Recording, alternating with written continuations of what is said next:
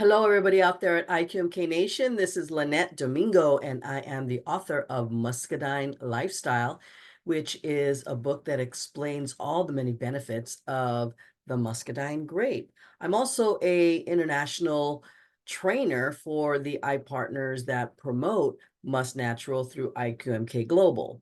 So today we're going to talk a little bit about the world's vision on health and where the best places are to find the most healthy people. And there are these places called the blue zones.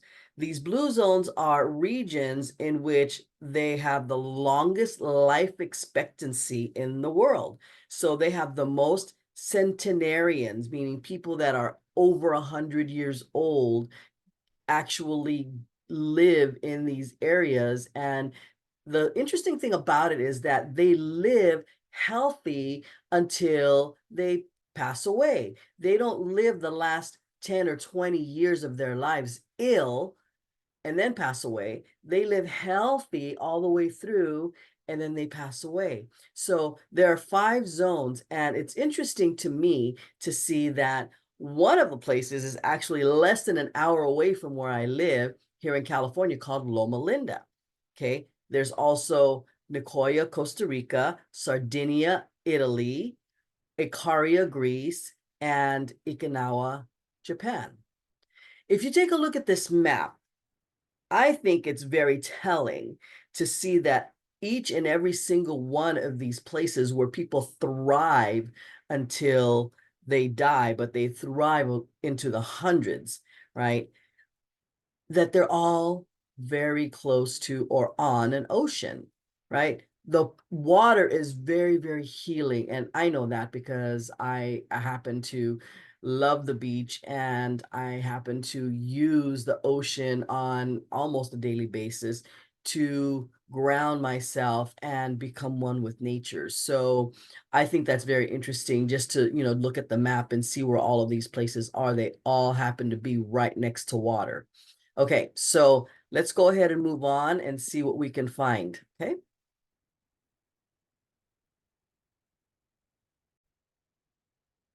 So let's talk about what are the blue zones. The blue zones are actually these areas, like I said, the 5 areas that are spread out in the world. However, all of them have these 9 distinct conditions that exist. And even though they're culturally very different, they're very, very much the same in more important ways. And these are the 9. I'm going to go over them individually, and I'm going to kind of expunge on them with what I know to be my experience and on health and wellness living. Okay, so number 1, move naturally without thinking about it. Well, of course you do. Like, you do that every day, right? You walk, you stretch, you breathe. These are things that your body does involuntarily. You just kind of, your body just kind of does it, right? So you also should do the types of movements that inspire you, things that you love to do, like sports. I happen to go to play volleyball several times a week, and that to me is moving naturally because it's what I crave to do. It's what my body loves to do. I also dance, right? So there's a lot of people that stay very young and fit because they dance. And it's not something that, is forced on them. It's a joy that brings you out to do this. There's also people that do gardening, right? Like, I don't garden, but I see some people that are very advanced in age, like much older than me, and they can sit out there and garden for hours at a time, where I know if I did what they did, it would be very strenuous on me physically because I'm not used to doing it, right? So I remember traveling to the Philippines, and we did a hike on one of the eighth wonder of the world, which is the rice terraces. And we were struggling to try to hike this mountain. And there was this little 80-year-old woman. She was probably, maybe not even 5 foot tall, and she had this big basket on her head. and she was bouncing around on rock after rock after rock after rock, like she was like a mountain goat. But you have to consider this is something she's been doing since she was a child. So she knows which rocks she can jump on that are not going to move, because those rocks do move when you know, sometimes when you stand on them. So having done this all her life, it's something that is already, her body's already conditioned to do. Just like my body's conditioned to play volleyball and dance, but it's not conditioned to garden. So whatever it is that your body is conditioned to do, or you want to condition your body to do, that's what you should do. That would be your movement in a natural form. Okay. Also, try deconveniencing yourself. So instead of taking the elevator or the escalator, take the stairs, right? Try walking farther to the entrance. So park your car way on the other side of the parking lot instead of fighting for the space that's right up front. Okay. And the other thing that you should do is also work on, you don't really have to work on it, but once you start this love of movement, whatever it is that you're doing, you automatically release endorphins. They're also called happy hormones. Now, these endorphins they're chemical neurotransmitters that are released by the pituitary gland and the hypothalamus in the brain when the body feels pain or stress. So the release of these hormones triggered during these pleasurable activities such as exercising, massage, eating, or even sex, these hormones are released, and what they do is they help to relieve the pain or the stress that you might be feeling, and it improves your sense of well-being. So whenever you're feeling stressed or uneasy or something like that, you need to go out and find a way to release these happy hormones. Now, of course, what I do is I go out there and get active, you know, whatever it is, whether it's dancing or playing volleyball or just walking, right? Sometimes you just need to walk and you know, just clear your mind and clear your thoughts, right? So that's number one, move naturally. Next thing is know your purpose. What is your why, right? Knowing your why and why you wake up each and every morning, research has shown that this alone can add 7 years to your life, right?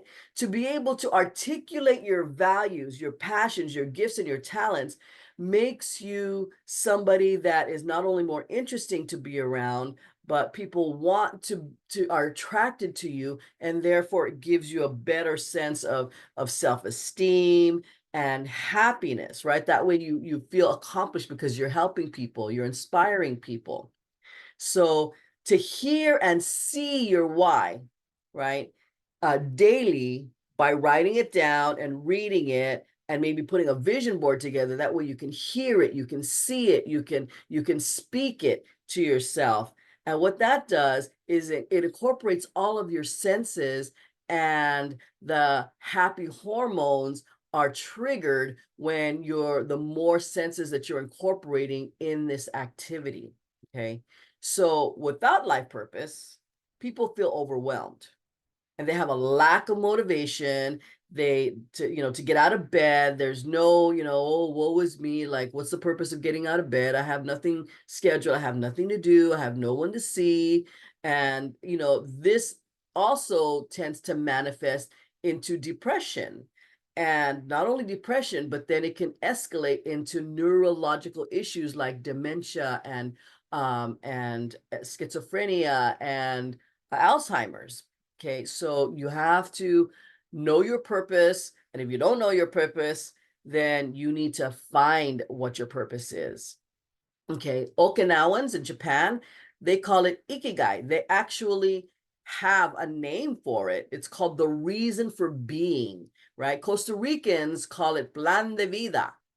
What's your plan of your life? What is your goal of your life? What is your purpose for your life?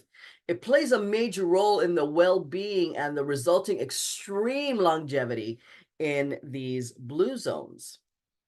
Moving on. All right. How many of you actually take the time to downshift, right? Finding moments to decompress. You have to do this daily, because sometimes if you just wake up, eat, work, sleep, wake up, eat, work, sleep, and you never get off of that vicious cycle, you're going to go crazy, right? So you have to find a time to downshift. So it's probably just before you go to bed or right after work. And what does that mean? That means that you're getting rid of stress, right? Or you're manifesting relaxation. You're reintroducing relaxation into your world when you've been at work stressing out all day. Stress leads to chronic inflammation, which leads to all the major age-related diseases, like, cardiovascular disease and heart disease and fibromyalgia, lupus, cancer, erectile dysfunction, fatigue, right? All of these things that you don't want in your life, these things that you take for granted when you're younger, and you kind of have to work at maintaining, keeping all of these, healthy practices in your life. So you have to downshift.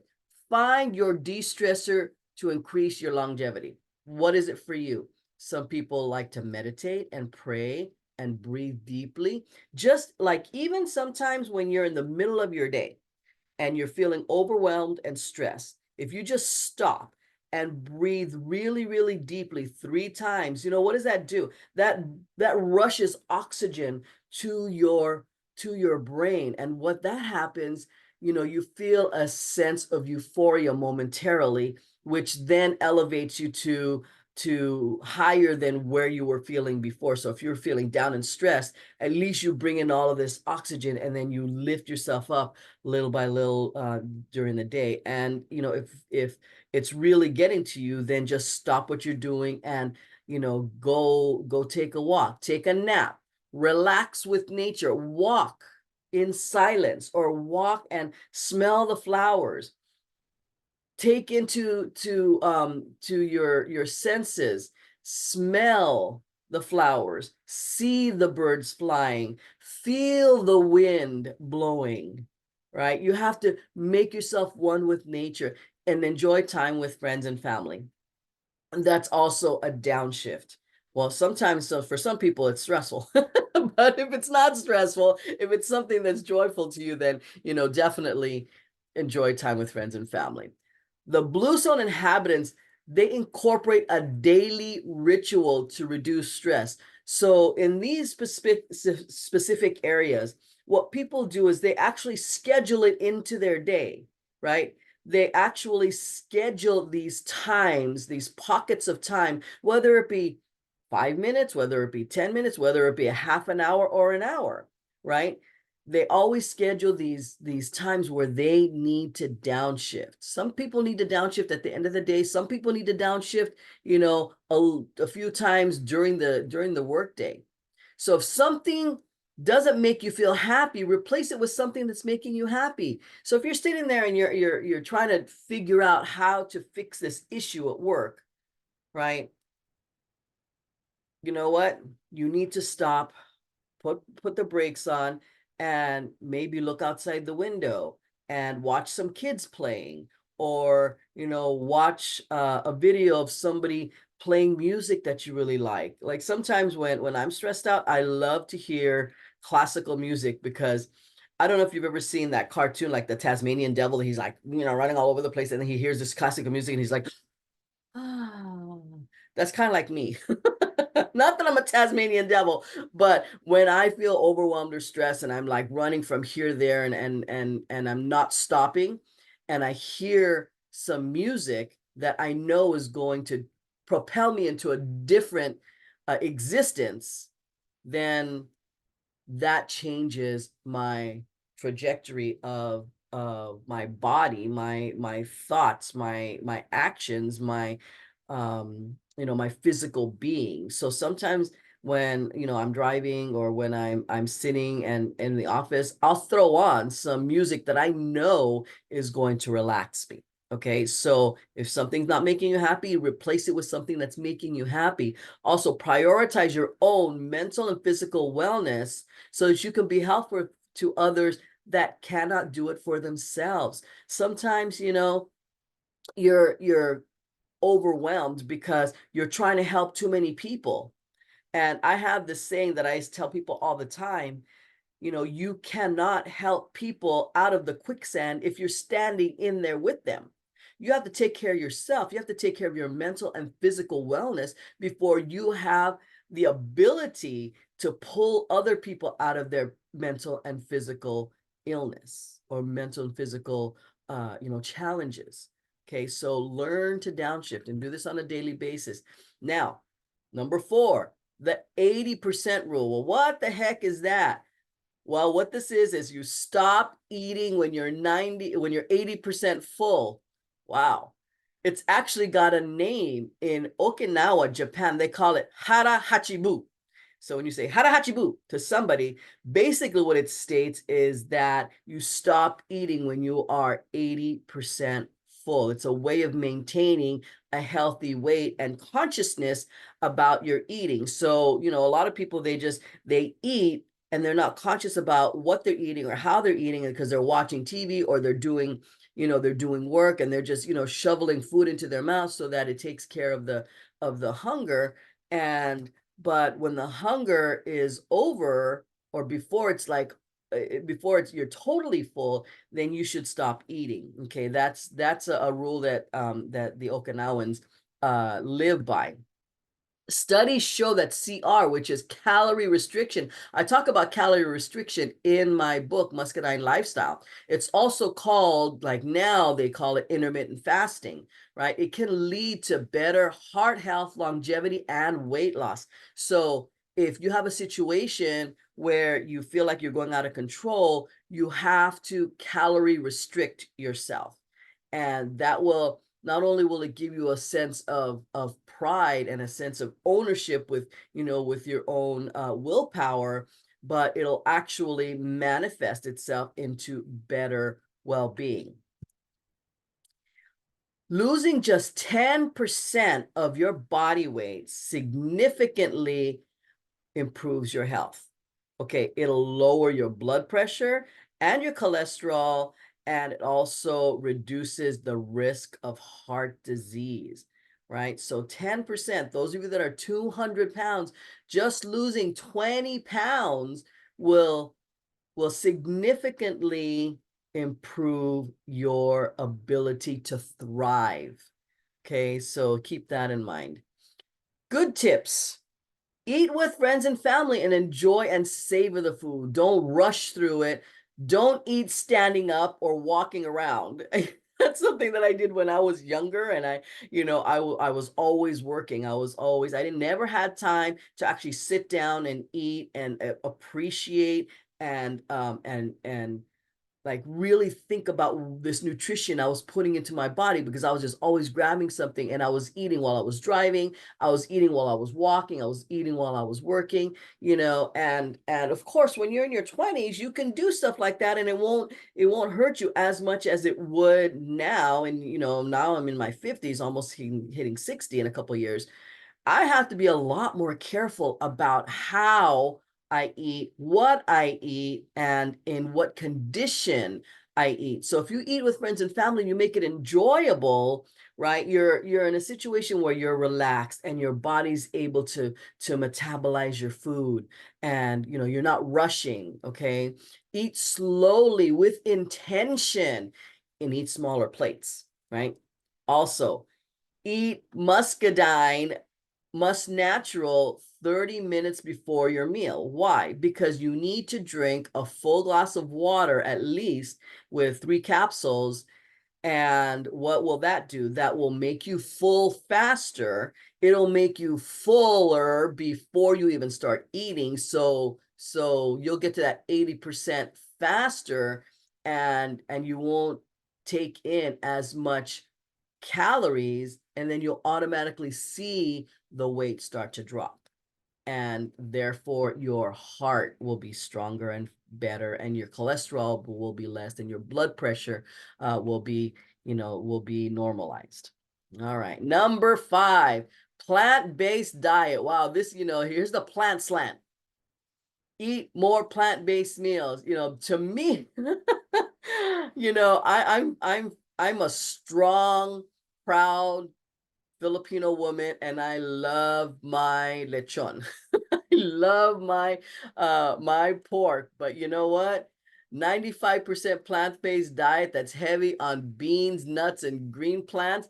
That's a challenge for me. I come to a point where I do crave it in my life. Like for example, I was recently in the Philippines, and it's very difficult to find a salad there, or just greens in general, not cooked greens, but like fresh raw greens.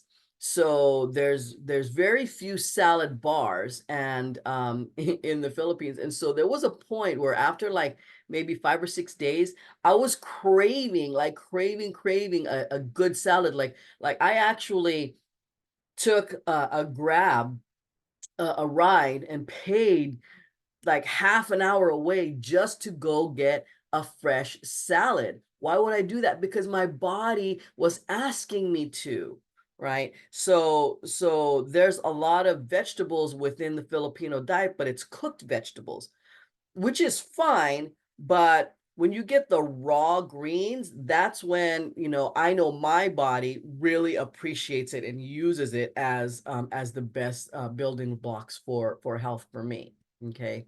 So foods that blue zone diets avoid. Let's talk about this. Sugar, not just from sweetened beverages and desserts, but also rice, tortillas, pasta, beans, right? So there's a lot of sugar in fruit. How about fruit? Well, it's natural sugar. I understand that. However, your body doesn't really discriminate between natural sugar and fake sugar, or man-made sugar. Um, I mean, that's just the reality of it. Yes, natural sugar from fruit is better, but if you're just counting carbs in order to lose weight and increase your health benefits, you know, fruit is definitely something that you should avoid, at least for the time being, when you're starting your eating regimen. When I first started keto, that was the hardest thing for me to do, was to give up mangoes, because mangoes was like candy for me. Right. So for me to give up mangoes was very, very difficult, but I did it, and I dropped, during my first foray in keto, I dropped 40 pounds in 5 weeks and kept it off until COVID. Everybody put on weight in COVID. So now I'm struggling to fight to get that back down. All right. So meat, especially red meat and processed meat. Well, of course, because of, my upbringing, and the pork being such a mainstay in the Filipino diet, that's difficult for me to do. But every once in a while, I will just eat vegetables for the span of 2 or 3 days. But after that, I really, really crave my meats. Also, the blue zone diets avoid butter. Man, you're really, I'm really struggling with that because I love butter. High processed foods such as fast foods and ultra processed foods. Well, I kind of agree with that. So when you go shopping at the market, I don't know how it works over there in the Philippines, but here in the US, when you go shopping, you go to a market, everything inside the aisles, in the middle of the store, everything in a box, you should stay away from. Everything on the outside, on the perimeter, that's where you find all your meats, all your fruits and vegetables, all the stuff that's not in a box, right? So if you try to eat foods that do not come in a box more often, you're just automatically going to, increase your health. And also, I talked about it, refined carbohydrates, rice, white breads, breakfast cereals. Oh my goodness. I don't think there is a breakfast cereal out there that's good for you. So keep that in mind. Okay. Oh, okay. Still with number 5, Eat Must Natural daily. It's muscadine, grapes, seed and skin in a vegetable casing. It's all the things that you need. Over 100 polyphenols in one little small capsule, 650 milligrams. So eat your Must Natural daily. I eat a minimum of 6. Usually I eat anywhere between 8 to 12 a day, just to keep up, my kind of crazy hectic schedule. Moving on. All right, number 6, wine with dinner. Okay, a glass of wine a day with your friends, and with food. So I struggle with this because I don't drink wine. I don't like wine, but I do drink my Must Natural. So that's that's where wine is derived from, right? From the grape. So I think I'm good with this, even though I don't drink the wine. I think what this means is that you're supposed to take in your polyphenols while you're enjoying the company of friends and family, right? Some studies suggest that moderate drinkers outlive non-drinkers or heavy drinkers, right? So if you're just, you're a moderate drinker, you drink socially, you're good. Don't abuse. Many centenarians drink 1 or 2 glasses of wine per day, and they don't drink, any more than that. But again, they're centenarians. They know something because they've lived 100 years or more, right? So they know something we don't know, definitely. Okay, although many centenarians in some of the blue areas, the blue zones, they abstain from alcohol consumption altogether. So here in these places would be a great place to promote Must Natural. Right, Mike? All right. And this can be a wind down time with friends and family, your daily de-stressor and your social time. So as you can see, some of these 9 conditions and components kind of, mesh in and work very well together. And they actually assist in accomplishing, one assists in accomplishing another sometimes. So it's believed that the polyphenols, antioxidants, especially resveratrol in wine or Must Natural, may contribute to longevity. So if you choose to drink wine for its antioxidant content, consider drinking muscadine wine, because muscadine grapes have 40 times more resveratrol than other grapes. Why is that? Okay, let me give you a little explanation here. Here's a regular grape and here's a muscadine grape. The regular grapes and the muscadine grapes have resveratrol in their skin, but only muscadine grapes have resveratrol in their seed, right? So that's why there's 40 times more resveratrol in muscadine grapes over regular grapes. So, but you don't use the seed in wine. That's why it's probably better if you just drink the Must Natural. But if you're gonna drink the wine, drink muscadine wine. Okay. That's my commercial for the day. All right, you guys all know about the French paradox. They have a very, very high fat diet, but they also have a very high wine consumption.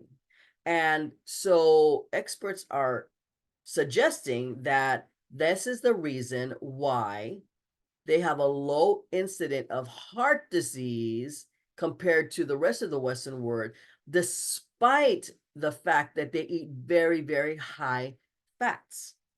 They've got these cheeses that are just incredible, right? So, number 6, drink wine with dinner or take Must Natural. Number 7, do you have the right tribe?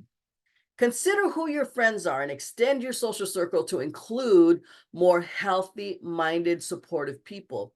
You got to look around, because my mom used to say, tell me who your friends are and I'll tell you who you are. And that has a very, very, carries a lot of weight, right? Because you're going to do as your friends do, whether you're consciously doing it or not, right? Because there's a lot of times where your friends want to do something, and even though you're not conditioned to do it, or you don't really want to do it, you don't feel like doing it, you do it just to have that social time with your friend. Okay, so instead of changing your habits, change your friends that have the good habits that you have. Nurture healthy friendships that provide more than just good times, memories, and companionship. Okay. Choose the friends that possess and share positive habits that you either have or you want to acquire. So, for example, when we were on vacation, I know when I'm on vacation, I overeat and I overeat all the wrong foods. But there was a person in our group that every day was saying, let's get up at 5:30 a.m. Let's get up at 5:30 a.m. Let's go walking. Let's go walking. And sometimes I would get up and sometimes I just would not. But she was adamant. She went. Whether I was there or not, she went because she had that good habit. So if I had her in my life every day when I'm not on vacation, I probably would walk more than I do now. As a matter of fact, I know for sure I would walk more than I do now. All right. So these friends should also challenge you mentally and emotionally, but they should also be there when you need them, when you need to talk, when you need to vent, when you need advice, right? So they're there to support you, and they're also there to inspire you, encourage you to be more healthy and positive. Be willing to try different activities that will put you in contact with new people. These people might develop into good friends. Again, when you have friends that are not in alignment with the type of lifestyle that you want a healthy, happy, active lifestyle, and you have a bunch of friends that are, that want to sit at home and watch, the Netflix all the time, you're going to be in a situation where you're going to end up doing that, or you're going to end up separating yourself from that and finding friends who want to live that active, healthy lifestyle that you want to live. So do that. Look for people who are positive and upbeat, obviously, and who make you feel good about yourself and will accept you for who you are. So when you find people that are judgment free, that don't make snide comments about other people, that just love diversity and they love the difference in cultures and things like that, you have to embrace, those people, because they will help you to become, not only feel good about other people, but they will help you feel good about yourself. All right. Number 8, loved ones first. What does that mean? Invest time with family. Wow. That's a big one, right? Living in a loving and thriving family can add many years to your life expectancy. This is actually something that's been studied scientifically for many, many, many years. Go ahead and invest time in your kids, right? So they tend to keep you young. They tend to, they have this sometimes I wish I had that childlike ability to just not hear negativity. When you tell a kid no, the kid doesn't hear it. Mommy, mommy, mommy, I want this candy. No, no, no, no, I want this candy. No, no, no. So you're trying to tell me that maybe I should have it, or not now, but maybe later. So they start, you start honing in on your negotiation skills when you're a kid, because you really want something that this adult doesn't want you to have. So that's when, you start negotiating, you start learning how to work the adults. Right. So invest time in your kids, guide them to the type of people that you want them to be, nurture a monogamous relationship. This might be a little challenging for some people, but it's been studied that, that people that are in monogamous relationships tend to stay more stable and happy.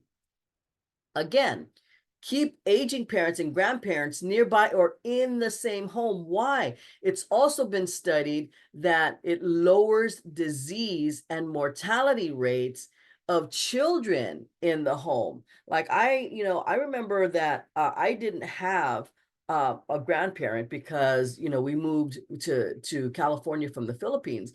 But when I was growing up, the interesting part that I was always under the supervision of one of my parents, because my mom worked during the day and my dad worked the graveyard shift. So we always had an adult. We always had some sort of supervision when we were in the home, right? We were never by ourselves for very long. I mean, there were times where we were latchkey kids, right?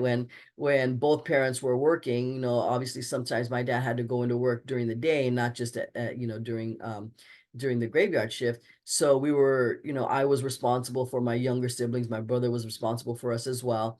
And we all had keys. We were called latchkey kids, and we took care of ourselves until our parents got home at 5 o'clock.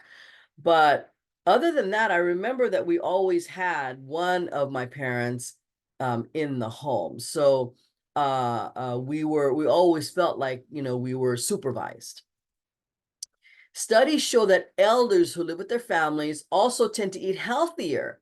They experience less stress and have fewer serious accidents such as falls. They also have sharper mental and social skills because you have to be sharp to keep up with these kids when you're a grandparent. Um, and they do much better than those seniors that live alone or in an assisted care facility. So when you put the kids and the grandparents or the elderly parents together, what happens is it's a positive result for both sides. The kids, they feel loved, they feel protected, they feel safe, and the adults, the elderly adults, they have a reason, they have a renewed why to live, because they've already raised their kids. Their kids are out working, but the grandkids, I can spend time and pour my wisdom into my grandkids now. So that's something that that's why grandparents that live with their grandkids or have spent a lot of time with their grandkids, they have a much better, sharper mental and social skills. Okay. And lastly, closely linked to core value number one, which is why. Again, know your purpose, know your why. I just mentioned it before I popped this line up as a person who has a child, and then that child grows up to be an adult. Now you can pour your wisdom and your why, your new purpose into the younger person, which is your grandkids. Okay. So number 9, belong to a faith-based community. Okay. What does this mean? It doesn't mean that you have to be religious. Okay. Research shows that attending a faith-based service 4 times a month will add 4 to 14 years to your life expectancy. So once a week, guys, get together with a faith-based service. It doesn't matter what your religion is. Religion is Christianity, Buddhist, Muslim, Jewish, or whatever religion that meets as a community. It doesn't have to be religious. It could just be spiritually based, like somebody, who attends a prayer group or meditation group, or you go to retreats and you become one with nature, chanting groups, right? People like that.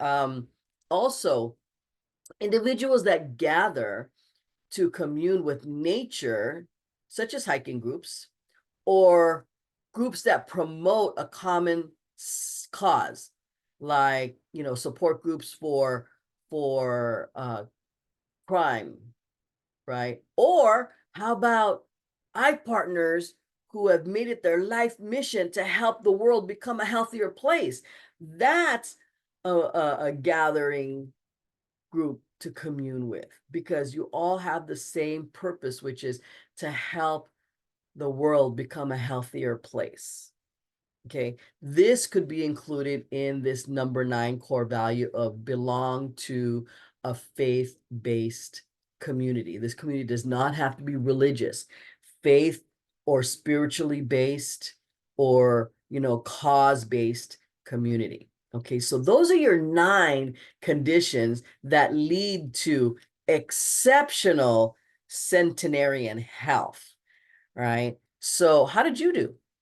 Look at yourself. Okay, so out of the 9 core values, I do really well with 7 out of the 9. Okay, because if you take a look at this picture on the left, that's my family and my very close friend that I've had for since I was in high school. And on the bottom there, that's my volleyball family. And on the right is my dance family. My dance family, we just came back from a trip, and we did a lot of bonding type activities. And if you take a look at when it says family first, loved ones first, well, I have three families really. I have my blood family, I have my volleyball family, and I have my dance community family. And it's all love. There's a different kind of love, but it's all love. So going over the nine, the first one is, move naturally. I do that. I move naturally. And let's see, uh decompress, right? Spend some time and find a way to brush off some of that stress, right? Drink wine. Well, drink must natural. Must natural is a dry wine. It's the driest wine you can find.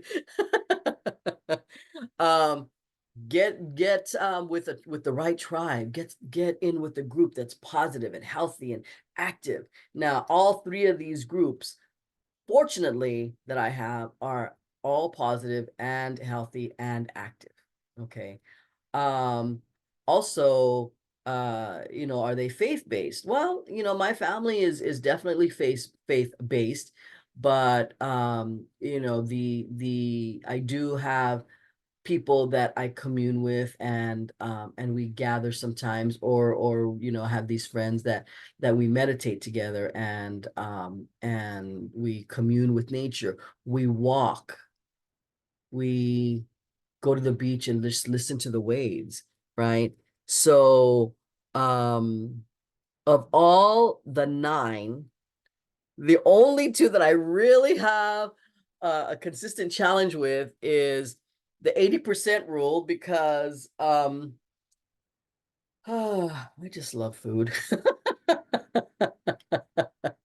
But that's why I have to have my must natural. It kind of evens it out. And if I drink it before I eat, then that's even better. And the plant-based, like I said, my body does crave plants. And so I do believe I get a good amount, but probably not as much as I really, really need. So there you have it, guys. The 9 core values that are required or have been proven to incite health, longevity in different communities across the globe. Okay, so do some daily self-reflection. See how many of these 9 you can get in on a daily basis, right? So next up, our next podcast is going to be either at 6 p.m. or 7 p.m. on Tuesday evening in the West Coast in California, or 10 a.m. on Wednesday morning in the Philippines, depending on where you happen to be and depending on the time of year that it is, because we have daylight savings. I don't think the Philippines has daylight savings, where sometimes it's going to be at 6 o'clock and sometimes it's going to be at 7 o'clock. Until then, please stay happy, healthy, vibrant, grateful, and blessed always. Thank you so much. I really, really appreciate you, and we'll see you again next time, same place. Ciao, ciao.